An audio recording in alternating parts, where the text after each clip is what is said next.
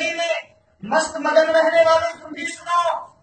اپنی زندگی میں عبادتیں کرنے والے تم بھی سنو، اپنی زندگی میں گناہ کرنے والے تم بھی سنو، وجاءت سکرۃ الموت بالحق، موت کی سختی حق کے ساتھ آ چکی ہے، اور یہ وہ سختی ہے اور یہ وہ لمحہ ہے جس سے ہر کسی کو گزرنا ہے۔ کوئی انسان یہ سوچے کہ میں اللہ والا، میں نیک، میں صالح، میں پرہیزگار، میں عبادت گزار، میں نمازی، میں حاجی، میں قاضی، میں مولوی، میں مولانا تو بچ جاؤں گا، اللہ کہتا ہے نہیں۔ اس کی مثال محمد رسول اللہ صلی اللہ علیہ وسلم کی ذات اقدس ہے۔ اللہ تبارک و تعالیٰ نے اس موت کی سختی کو محمد رسول اللہ صلی اللہ علیہ وسلم پر بھی بھائی۔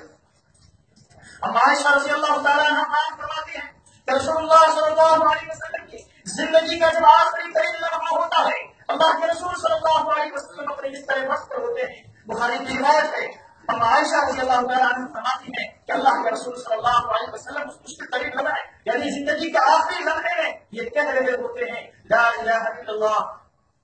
سکرات الموت بالحق، لا الہ الا اللہ، کہ نہیں کوئی معبود اللہ کے علاوہ، بے شک موت کی سختیاں ہیں، بے شک موت کی سختیاں ہیں، ان للموت لسکرات، بے شک موت کی سختیاں ہیں۔ اللہ کے رسول صلی اللہ علیہ وسلم کو بھی اس زندگی کے آخری لمحے میں موت کی سختیوں سے آپ کو گزرنا پڑا ہے۔ آپ نے اپنی زندگی میں، زندگی کے اس آخری لمحے میں موت کی سختیوں کو آپ نے محسوس کیا ہے، موت کی